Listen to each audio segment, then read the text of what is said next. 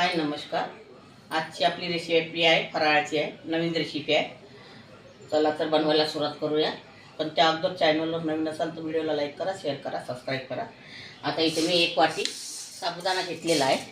याला आपल्याला थोडं भाजून घ्यायचं आहे, थोडासा 2 मिनटं थोडा गरम करून घ्यायचा आपल्याला.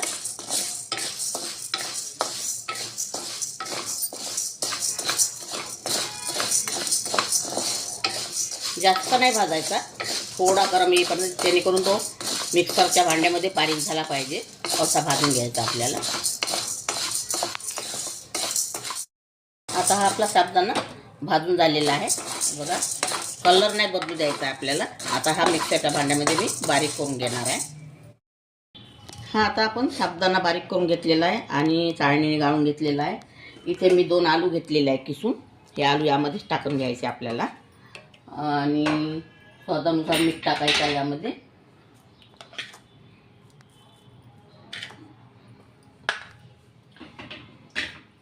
आणि थोडा सांबार. तुम्हाला सांबार आवडत असेल तर टाका, नाही तर स्किप करून घ्या. आणि हे सगळं आपल्याला असं मिळून घ्यायचं. फक्त सांबार आणि मीठ टाकायचं आपल्याला यामध्ये, बाकी काहीच टाकायचं नाही.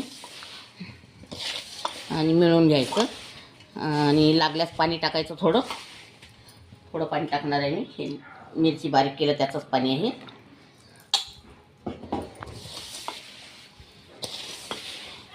तुम्हाला वाटत असेल तर तुम्ही मिरच्या वगैरे टाकू शकता या सारणामध्ये.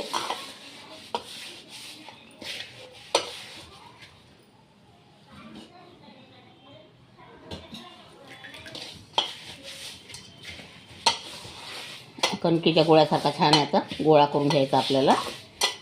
तुम्हाला रेसिपी आवडली तर लाईक शेअर करा, सबस्क्राईब करा आणि मैत्रीण मित्राला सांगा, शेअर करा. आणि सबस्क्राईब केल्यानंतर तुम्ही अनसबस्क्राईब करत नका जाऊ तुम्ही. खूप मेहनत करावी लागते आम्हाला रेसिपी टाकायच्या वेळेस. एवढी थोडीशी जाणीव ठेवा. तुमच्या भरोशावर आमची ही रेसिपी हे कामी येत असते. तुम्ही नसाल तर आम्ही नाही यामध्ये, म्हणून तुमची साथ ठेवा अशीच नेहमीसाठी. थोडं पाणी टाकून छान असा गोळा करून घ्यायचा. आता हा आपला गोळा तयार झालेला आहे हे बघा. आता आपण चटणी करायला घेऊया. आता गोळा आपण 5 मिनटं असाच ठेवून घ्यायचा आहे आपल्याला. आता इथे कढई मांडते. आता इथे छोट्या चमच्याने 1 चम्मच तेल टाकलेलं आहे. यामध्ये आता जिरं टाकत आहे.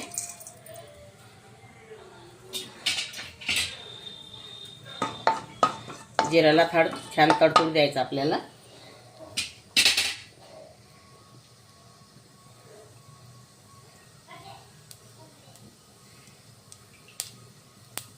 जिरं तडतडलेलं आहे. इथे जिरा आणि मिरच्या 5 ते 7 मिरच्या मी बारीक करून घेतलेल्या आहे, ह्या यामध्ये टाकायच्या आहे. आणि सांबार,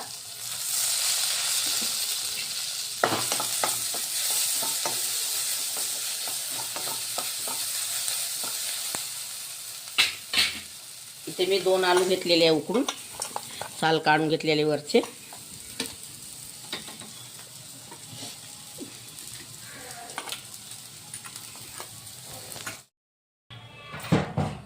आता यामध्ये हा मसाला झालेला आहे. आता हा आलू यामध्ये टाकून घ्यायचा आहे.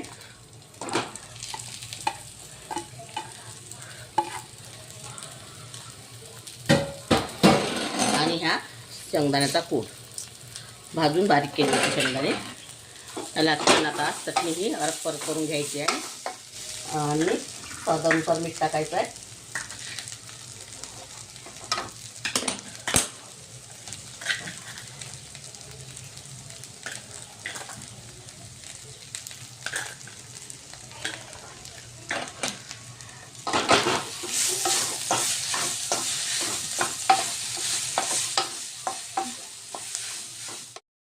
आता मी तुम्हाला एक भरून दाखवते फराळाची करंजी.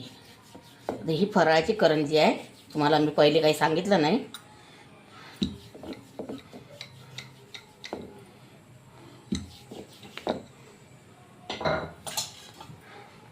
आता मी पहिले करंजा भरलेला आहे. आता लादा माझ्याकडे खूप कमी आहे, तर तुम्हाला आता थोडक्यात दाखवून राहिली. हे असा लादा भरायचा आणि त्याला करंजीचा शेप देऊन द्यायचा असा.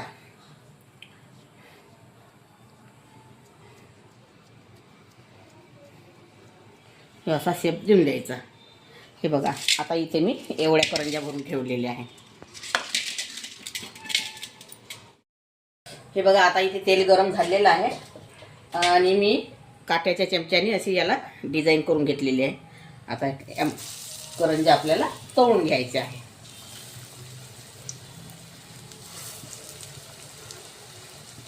रेसिपी आवडली तर व्हिडिओला लाईक करा, सबस्क्राईब करा आणि सबस्क्राईब करतात करा तर पण तुम्ही अनसबस्क्राईब नका करत जाऊ.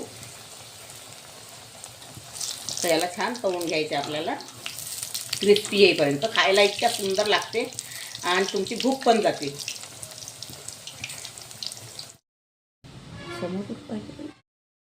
आता ही आपली फराळाची करंजी तयार झालेली आहे. अगर तुम्हाला माझी रेसिपी आवडली असेल तर व्हिडिओला लाईक करा, शेअर करा आणि चॅनलला सबस्क्राईब करा आणि इंस्टाग्रामवरती फेसबुकवरती जाऊन फॉलो करा. व्हिडिओ बघितल्याबद्दल धन्यवाद.